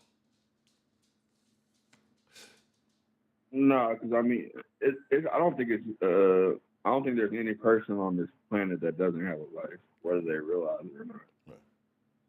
So I don't think you can look down on anybody. I mean, sin is sin regardless, whether it's a vice or it's just flat out sin. So. Okay. But I mean, I'm saying that, but let's be real. People definitely look down on other people. Right. So I brought up the scenario earlier of the gambler who loses it all, right, versus the guy who's a functional crackhead or a functional meth head, and he goes to work, supports his family, living good because they exist, right? Like they're out there. I'm not going to recommend it for anybody, but they're out there, right? And right. Well, niggas better not do nothing stupid back there. But yeah, they're out there, and so you kind of look at it like, who do you look down upon? If you knew old buddy did meth, you'd be looking down more on him than the other guy, or people would, society. The other guy, oh, he just gambled, he lost his house, he made a bad decision. Why is there a bias when it comes to things like that? When they're maybe equally as detrimental, or how would you grade that? Well, that's because. Well, I think it's such a bias because there's such a stigma on drug use. Right. And with that being said, I don't judge anybody's drug use. Not saying I don't judge. I do judge. Right. I watch and I judge. Yeah. But no, I judge what you do while you're on that drug. Right. And then I judge based on what you do. I judge if you continue to take it knowing that you can't function on it. Right. Then I judge you for taking a certain drug. Right. I'll be honest. I'll be judging niggas who smoke wet. I've never seen the appeal. I've never seen the appeal of wet. Like, and again, I know a bunch of motherfuckers do it, but like I've never seen the appeal of smoking. Yeah, but like, let's be real, they smoking that shit to go brain dead for a minute. Right. Yeah. Like I've never seen nobody smoke that shit to like and with intent to go do something. Right. You know what I'm saying? Yeah, Like yeah, they smoking that shit to not remember what the fuck going on. Yeah, that's true. You done some whole shit. You really trying to forget about the shit. Yeah. So, Yeah. You say, but as far as the question though, it's, the original question, I think it's a wash. I think just like the gambler can lose it all in one fell swoop, so can the functioning addict. Because all it takes is one drug test at your job and it's all gone. right. Oh, yeah. Very good point. Very good point. Right. Which could also lead to CPS, all kind of shit, and then your kids gone, everything gone. Right. But I will say, I think, and I might be biased because this is my vice. My vice is gambling, Yeah. but I don't think it's at surface level. I think this is probably worse, but I'll admit it. It's not surface level gambling. I think I'm addicted to gambling with life. Like, like the craziest opportunity, I'm gonna go for it. Right. Like I just can't help myself but believe that it's gonna work for me. Right. So you're taking a high risk. And I also would rather try and it go right, and I have the what's it called, the fruits of my labor. Right. Then not try at all and not have shit. Cause like I'm good with not having shit as long as I try it. Right. So, what would you say your win percentage in that scenario is? Oof. I mean, in life or in gambling? I mean, well, in the life gambling, the making the high risk choice.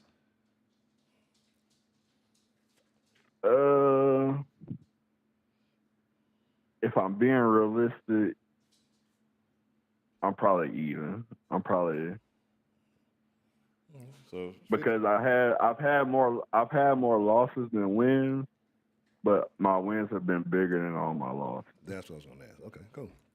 Oh, you got to take that. So I think it evens out. Okay. Now, as far as sports gambling, I don't want to even talk about that shit right now. That's what I say. Like, I cannot. Like now, I can make sense out of the risk taking, right? Because I'd rather gamble with something I got a little say so in, right? So I can control the odds live in the moment. Versus me watching some niggas do their job that they get millions of dollars. They don't care about my little funky $50, or whatever it's gonna be. And they got their own little illegal parlays. I'm calling the FBI on Jason Kidd. Yeah, bro. Like, nigga. Because niggas is bro. Like that's what I'm saying. Like it's wild, right? And so my deal is like, man, they don't give a fuck. I'm not like they're taking this way less serious than I am. You know what I'm saying? Right. Like to them, they ain't got nothing to lose. They lose a game, they don't care. They got 80 more of these hoes or whatever. You know what I'm saying? Right. So like to me, I cannot get into gambling. I'm even when it goes to like going to hitting the casino. I'm the type like I want to come out with more than I did. I think last time I went to the casino, went to play. I played a couple of machines. I think I hit and I got up. I was up maybe $30 more than what I came with. I'm like, let's go.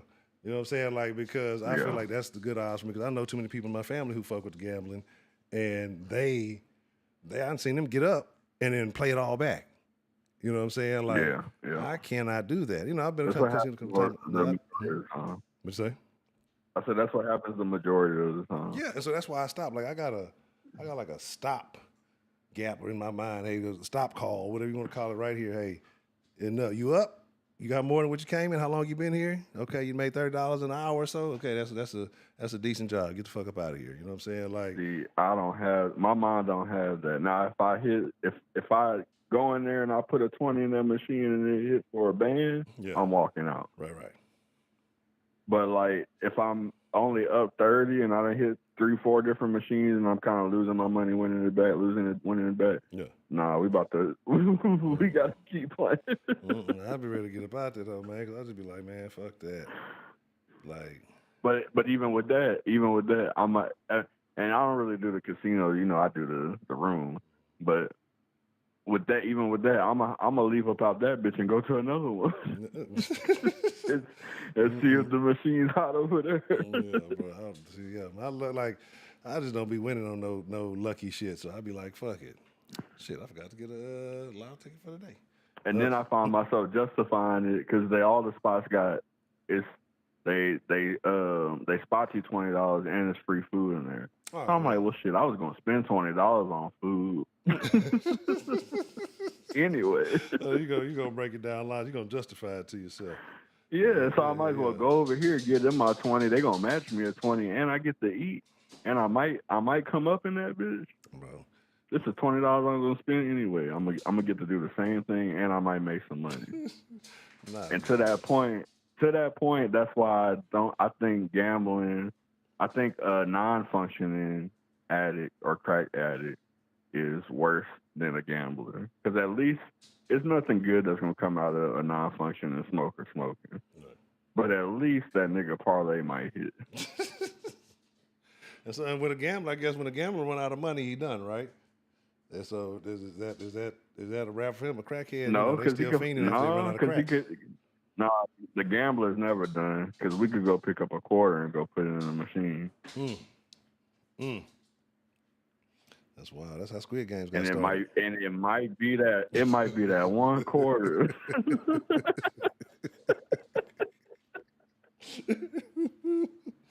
Hey, I'm just saying, man. Oh, that's funny. I didn't realize I had to pay attention to a couple on the screen. Yeah, man, that's what I'm saying, though. That's all buddy Squid Games got caught up. Next thing you know, hey, I mean, he hit it big, but what is it worth? What is it really worth? You know what I'm saying? Right. That's what I just to me. That's a different type of game. Yeah, but the thing about it is, though, is that what I hear as a gambler is that they see on the far end, they see the prize being worth more than like you said, yeah, like it's more. Yeah.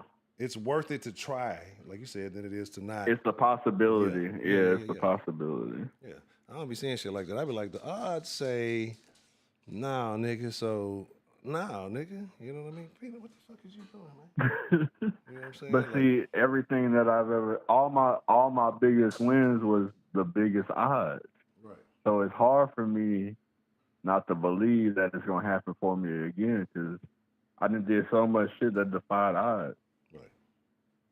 But really, me winning a bet is like that ain't really shit to some of the shit that I done as far as gambling with my life. Right. That makes sense. So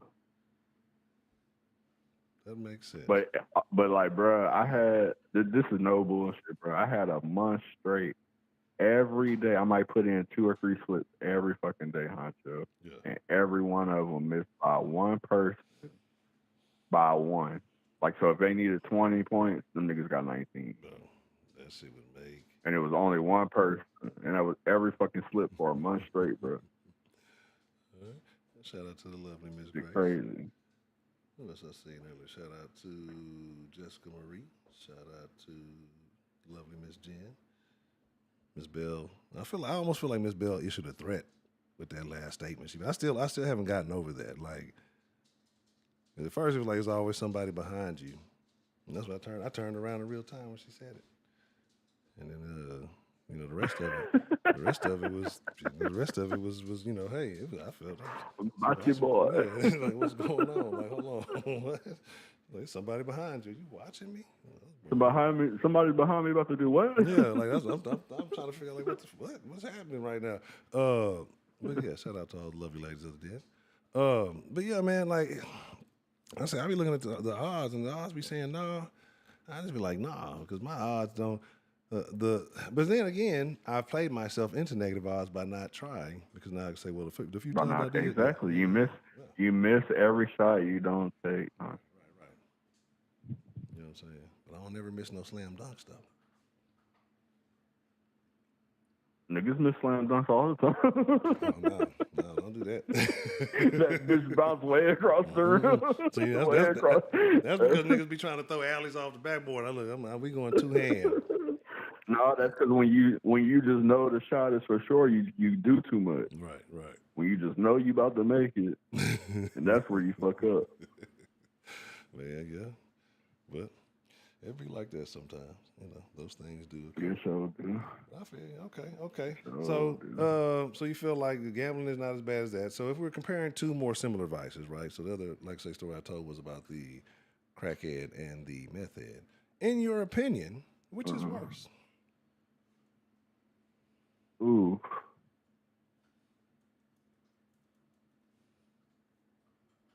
It's hard to say. Because the thing with crackhead, it's either they either the Walking Dead or they function and you don't know that they're on it. Right. Like you only have a crackhead and then somebody that does it that you don't know. A meth head, a crackhead and a crack smoker. It's kind of right.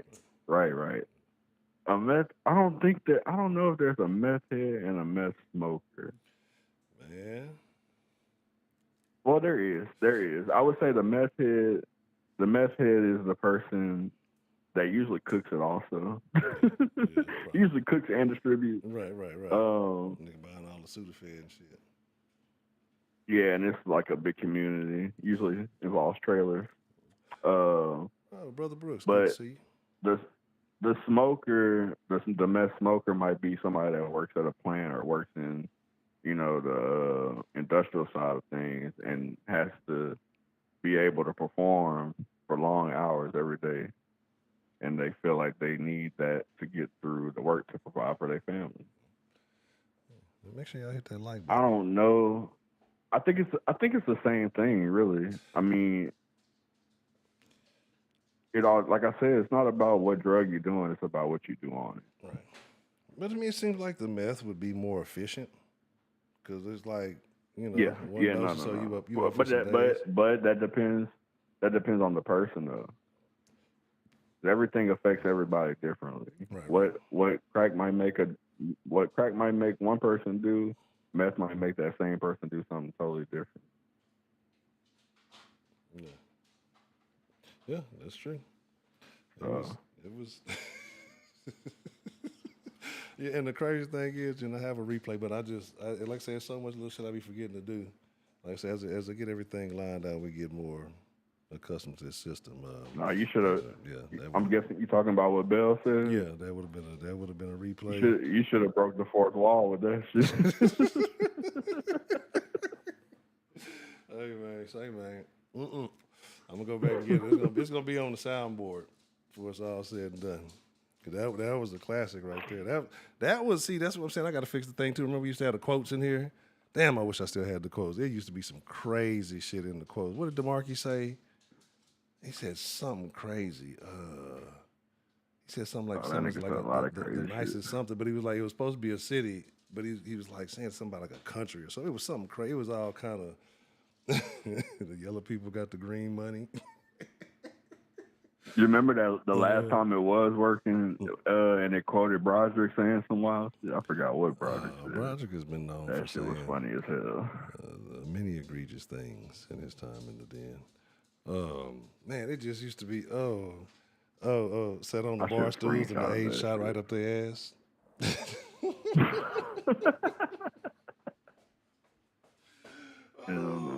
There was so much crazy shit said in the fucking den. No, what did he say?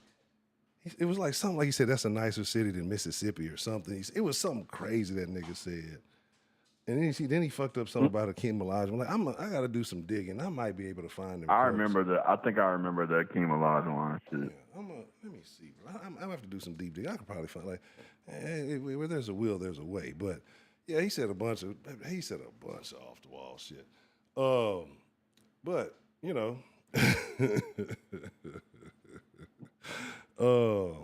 man, Den was a wild place. Okay. What do you say? What do you think about? So Miss Bell, we were talking about Miss Bell, and she made a statement, right? Now I'm gonna ask you the same question. Do you feel that men and women are viewed differently when it comes to the same vice? Kind of like what she said. Depends on the vice. Some things that are a little more extreme, you wouldn't expect to see a woman do, you'll judge her more harshly. And it might not even be judging, you're just more disappointed to see a woman do certain things. In your opinion, are there boy drugs or girl drugs? No, it ain't that. It hurts your heart a little more to see a chick on it than a dude. And that's just anything. And like anytime, like if you see a dude walking down the street carrying some bags, Right. you might be like, damn. But if you see a woman, you might actually stop and say, hey, you need some help? Where you going? Right. You're not going to do that for the dude, more than likely. No. But you're more likely to do it for the female just because of,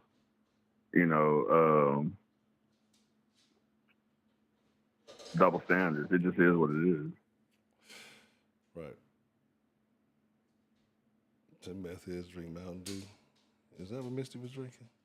Yeah, but it is a double standard, right? And it ain't right, but it ain't wrong, and understandably so. But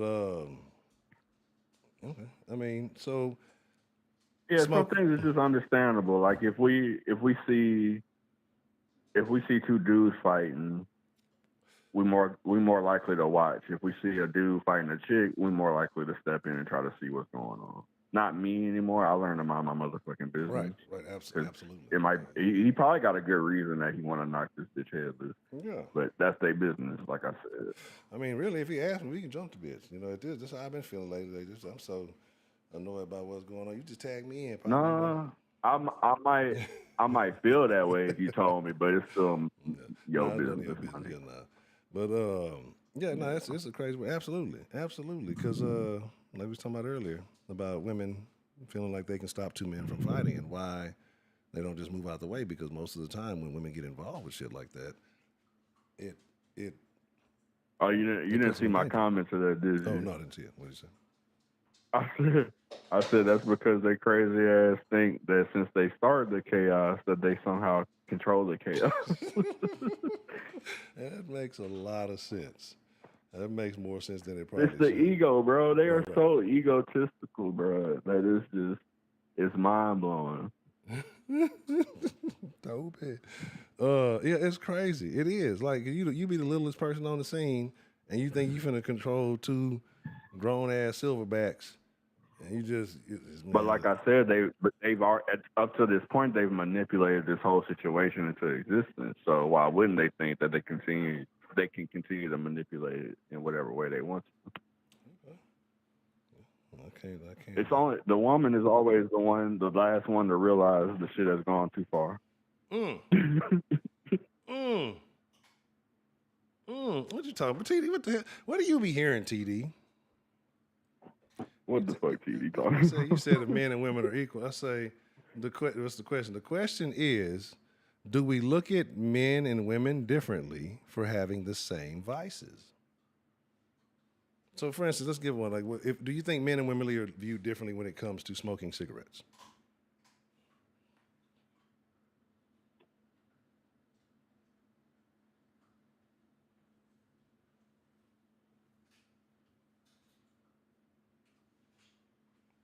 Or even if it comes to the marquee, I'll tell you what that nigga is. That nigga probably in the line at Jack in the Box trying to get a chicken sandwich. Playing 2K. Man, stop playing. See, TD, I think most of your stress in life comes from playing 2K. Because every time I hear you playing 2K, you're very frustrated. It never sounds like it's a fun time. No, let's cut out the... But, actually, what time is it? Let me see something here. That's what we're going to do. Because I need to fix some things. My shit has really been just crashing all around it the whole damn time. We'll go ahead and call it a wrap because it's been about 2 hours. Yeah, that's what the thing says. And I can get to fix some stuff. But this is what we're going to do. We're going to jump in the Discord. If you need me to put the Discord link in the chat, I'll put it in the chat. If not, y'all know what I say. Beat me there, don't meet me there. That way I can kind of work on some things. You know what? I know Miss Bell asked about a stream tomorrow. What I may do tomorrow is the with the R&D stream, research and development. That might be the play, and it might just be like an unlisted or a private stream, something like that. And that way I can try to test some things. Like I say, it's just difficult with YouTube because there's limits to shit. And some of the stuff freezes up because it just stops because I've passed the quota. So and it shouldn't happen that fast. I'm trying to figure out what's causing that leak. Anyway, I'm glad all you wonderful people could join me this evening. I hope that everybody, again, is getting all of the blessings in life that you deserve. I hope that life is good. Oh, that's what I'm supposed to do. Let me go back here. Oh. See what I'm saying? Everything double back up. Everyone ain't supposed to do all that. I'm switching up the scene here, trying to fix things, but still fucking them up. I hope that life is good, man. I hope that you're getting all the blessings that you deserve. You know what I'm saying? Because I know you're all wonderful people, and I love each and every one of you, and I appreciate you for showing up. You could be anywhere in the world this evening, but the fact that you chose to come and kick it in the den with the den generates, the denizens, the den folk. I'm trying to remember what the other one was. I truly appreciate it, right? And so, like I said, probably leaning towards no tomorrow, but get back on track Monday. 9 p.m. Central. I'm debating. We'll see what's going on. We might do something a little more lighthearted on Monday. Like I say, I like to throw some happy talk in there every now and then. But then you gotta talk some shit. But like I've been telling myself, I'm trying to speak more life, speak more positivity into the world.